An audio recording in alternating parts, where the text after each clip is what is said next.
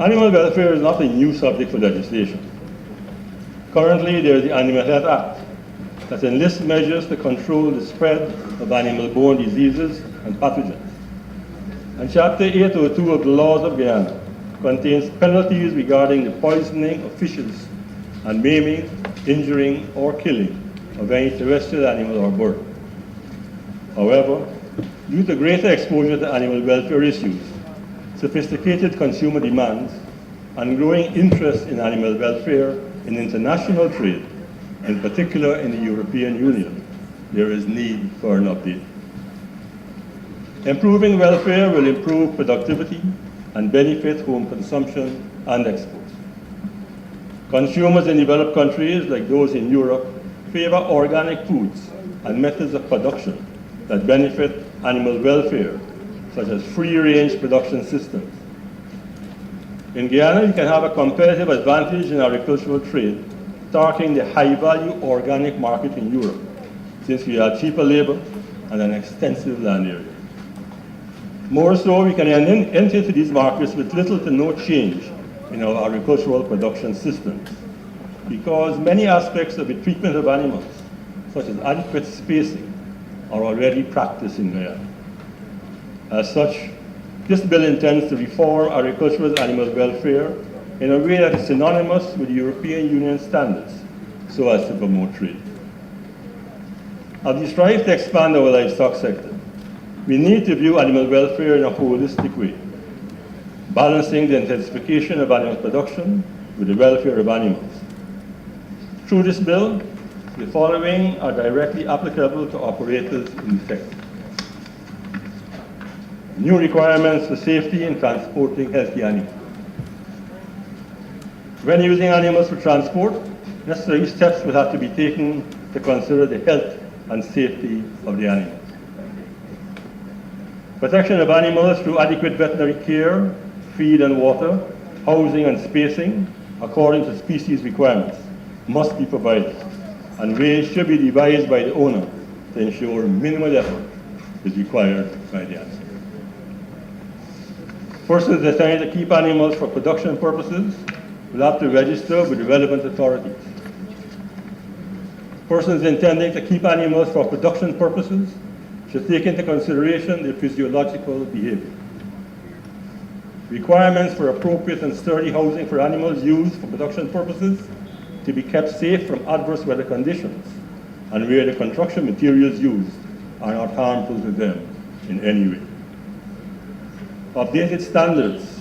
The bill introduces many technical changes, for example, the time of slaughter and care in transporting animals to be slaughtered, among others. The regulations that will follow concern the treatment of different species of animals.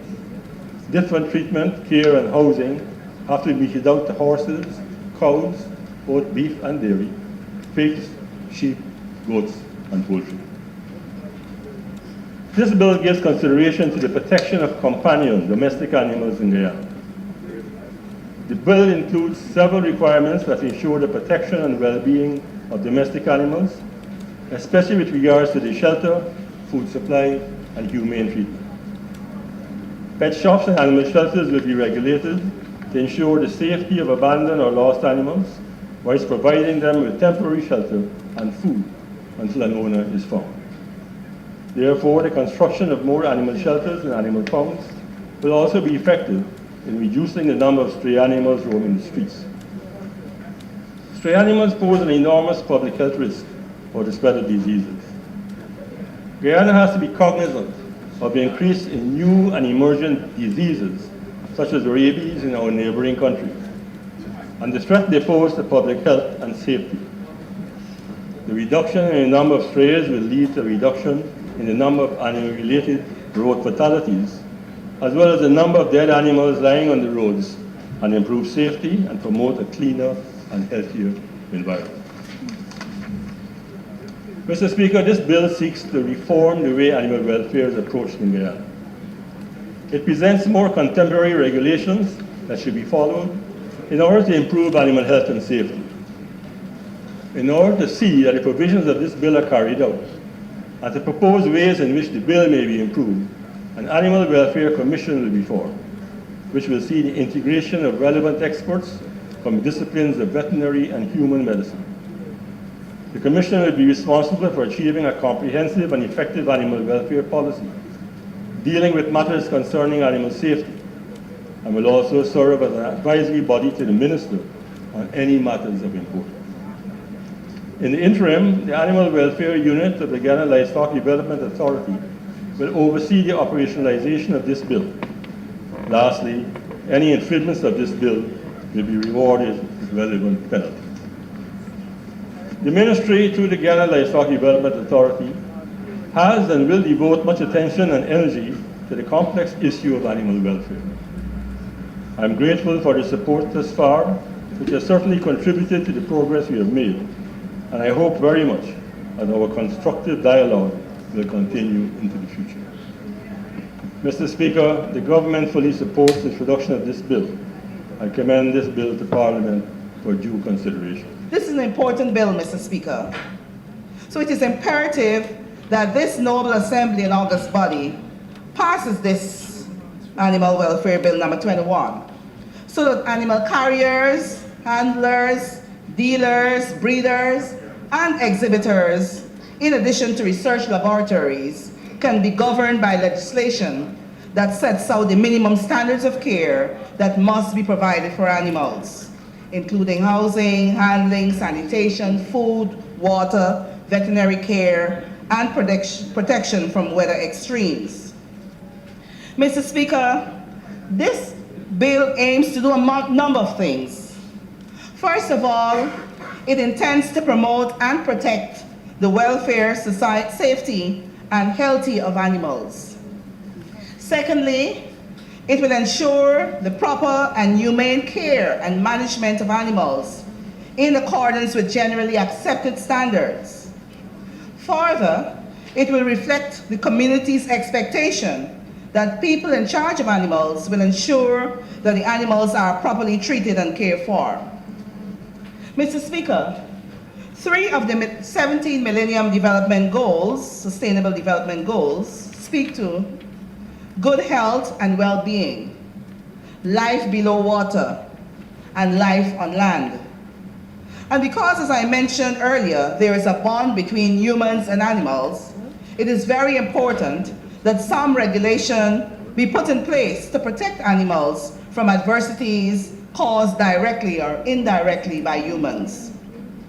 This Animal Welfare Bill number 21 must become law so as to provide the legal framework for ensuring that all animals in Guyana have appropriate standards of care. Animal welfare is linked to human health, Mr. Speaker. Mr. Speaker, the 9 sections of this bill cover the wide gamut of animal welfare, from the protection of various classes of animals, the keeping of animals from production purposes to animal shelters, and the necessary penalties to be enforced should there be any contravention of this bill. One area that has very serious public health implications could be found in Part 5. This, the keeping of animals used for production purposes.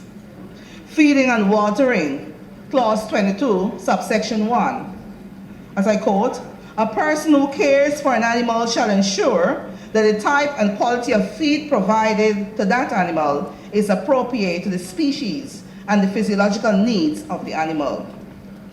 Mr. Speaker, it is here that the Animal Welfare Commission, stated in Part 4, must pay close attention to the types of feed used by farmers for animals kept for production purposes, to ensure that there is not an abuse of growth enhancers, steroids, and antibiotics. Antimicrobial resistance is a real and present danger that Guyana can ill afford to deal with at this point in time. Therefore, it is imperative that careful attention is paid to all types of feed to animals, as well as the medication used in animals allotted for production purposes. Lest this nation be misguided, Mr. Speaker, the bill we are now debating, we inherited from the opposition. And one wonders why the very comments being proffered now by the previous speaker were of no concern to the government then. Mr. Speaker, I cannot help but to overemphasize the importance of the Animal Welfare Bill, and I will contain my presentation to the welfare of animals. May I remind this Honorable House that Guyana, with her 83,000 square miles, boasts of having the largest jaguar, the largest eagle, the largest anteater, the largest otter, and many such animals. Therefore, I am of the firmest belief that the time has come for us not only to pass and enact legislation that speaks to the welfare of animals, but for us to ensure that these legislations are being enforced. It is an undisputed fact that there is very little or sometimes no consideration for animals. We see on a daily basis in our society the way animals are being treated by their owners. A good example is the horse-drawn cart that my very friend referred to earlier, which plays an integral part of our culture. They transport tons of lumber. If we go to Lombard Street right now, we will see that the horses are buckling under the amount of weight they have to carry. Sometimes they can barely carry the weight. Sometimes they are being whipped to carry the weight. Therefore, this bill is a welcome one at this time. We will be judged, Mr. Speaker, as a country by the way in which we treat our animals. Whether they are pets that some persons lock in a cage and leave to starve, or some when they grow old, we stray them into another village. This does not represent the caring nature of our Guyanese people. Mr. Speaker, in this very house, we heard from previous and present Minister of Tourism of the gains we can derive from environmental tourism. We hear of persons of bird watching. We have seen persons coming to our country just to see the variety of birds and animals that we have. Therefore, Mr. Speaker, the necessity for this bill becomes imperative, since the poor animal welfare control impacts negatively on tourism. I will try my best on this side of the House to address the bill that is before us in the context of its realism and its application to our targeted group, essentially the farmers, the livestock farmers, the persons who are involved in the well-being of animals, the persons who are involved in transporting animals, the persons who are involved in the processing of animals, and as the minister said, from the field to fork, if I recall hearing him correctly. Mr. Speaker, I have had discussions with a number of persons over the past few days and up to this morning. And the common thread through these discussions that I've had with animal rights persons, people from the veterinary association, the veterinary field, and farmers themselves. And the common thread is that this bill that appears to be simple when you take a cursory glance at it is really a complex piece of legislation, especially when taking into consideration that a lot of the persons I spoke to plead ignorance to any form of consultation as it regards what is being proposed in this bill. And I say that, sir, with best of intentions, and this bill should not be contentious. And I would put the minister on notice from the onset, sir, that we intend to move that this bill go to a select committee so as to benefit fully from the participation of the target groups to make this realistic. Sir, the minister said that this bill was taken to the cabinet in 2014. I did some research in that area, sir, and my source of information is pointing to the opposite, that whilst the Ministry of Agriculture would have started some amount of engagement on this piece of legislation, the Animal Welfare Bill, it was not taken to the cabinet. And I conclude that it was not taken there because the consultations were not completed and the feedback from the different interest groups were not completed. And that is why it did not come before this House, and that is why it was not discussed fully at the cabinet level. And so, when you look at the bill, it speaks volumes about what should be done, what is in the best interest of animals, what is in the best interest of the consumers. And little is said about the best interest of our livestock producers. And little is said about the best interest of the animals at the point where they're being produced, in the fields itself, and what is being done to improve the welfare of animals at that stage, right in the fields, and what is being done to improve the welfare of the persons who are engaged in the rearing of animals for eventual human consumption, for companions, for work purposes, and all of that. The proposed bill, in its current form, contains too many subjective provisions and onerous enforcement penalties to deal with many relevant matters in a plural or national way.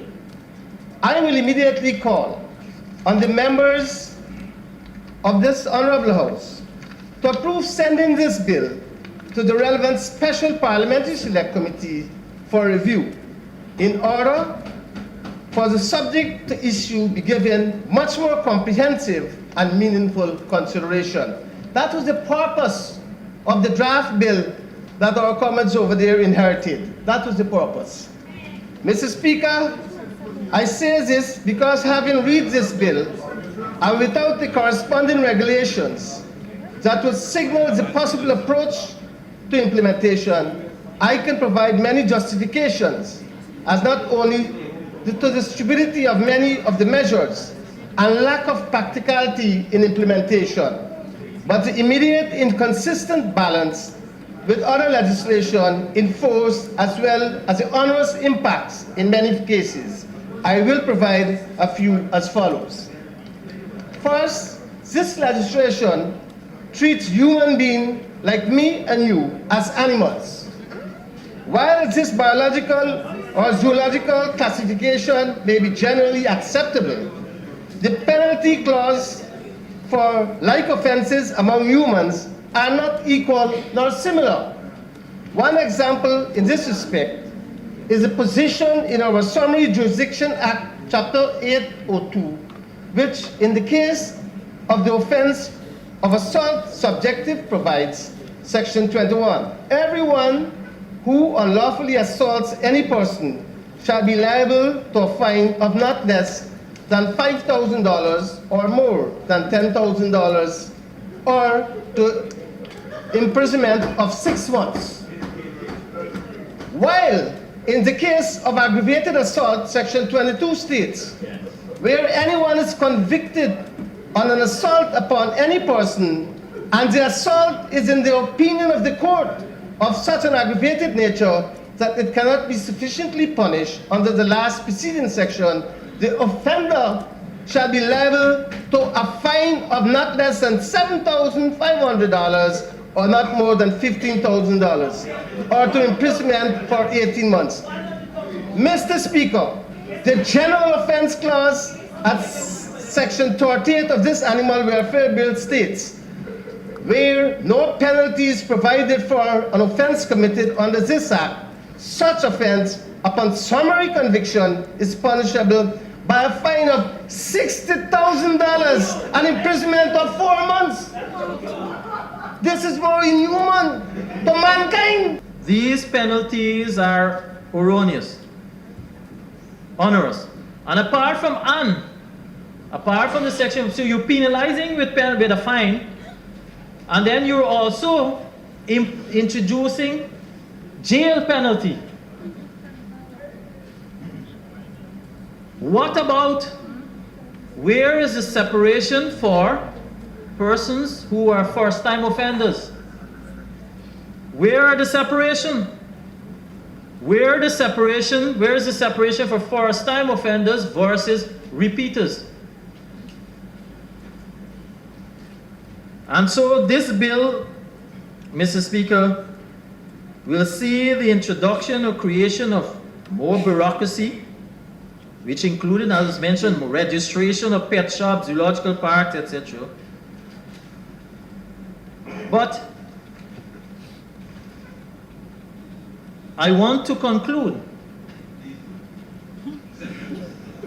It's not a laughing matter, but I want to conclude that while, yes, we have a bill that is something that we can start and work on, I want to conclude that the additional burdens on our people, take into consideration all that is happening at our national level, we will see much more bureaucracy, and this is something we won't want in the system. So I therefore call, Mr. Speaker, that this bill be referred to the Parliament Special Select Committee, and as I said, to garner much more input from consultations, because I have been told at the ministry level it would have had input at, I think it was placed at one time on the ministry's website, and they would have had some initial comments there.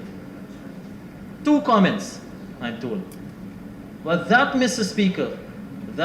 Speaker, you will recognize, and as Honorable Sirat said, the complexity of this bill, while it appears very simple, among the things that are being touched on and the areas that are much needed for our country, I may add, we ask that it refer to this Special Select Committee, because we can have much more injection on the gaps that not only identify here, but that others on the outside can see. This concept of animal welfare, Mr. Speaker, has been with human civilization since in times of the domestication of animals for their use in agriculture, animal husbandry, and a means of transportation.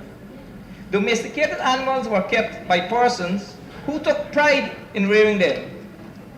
They were well fed and properly taken care of. Mr. Speaker, we in Guyana have animals as pets. We rear them for their meat and milk. We use them as a means of transportation, and in many cases, they are our only companion. Animals are important to us, and it's our duty to ensure that they are properly taken care of and protected. We have a moral duty to protect our animals from persons who cause them deliberate, intentional, and unnecessary pain and suffering, and protect them from being abused and neglected. It is in this light, Mr. Speaker, that this government seeks to pass this Animal Welfare Bill 2017 Bill number 21 of 2016. I have heard the concerns of the members of the opposition, but I must reiterate that our perception of the importance of animal welfare to our own well-being dictates our action with animals in general. The role of animal welfare in food safety, and by extension its importance to trade in animals and animal products, imposes upon us the need to change the way we treat animals under our care, to reduce the impact on our own well-being as we interact with animals and consume their meat. The humane treatment of animals is established in international standards and codes of practice. Moreover, our potential trading partners require that we institute these standards so that we can comply with their own legislation. This is particularly true for the European Union and the United States. The rest of the world is coming on board, as they recognize the importance of animal welfare to animal health and incidence and spread of diseases. Zoonoses such as tuberculosis and brucellosis are gaining more attention as we see increases in the occurrence of pathogens such as Listeria, Campylobacter, and E. coli, which threaten to undermine our food safety efforts.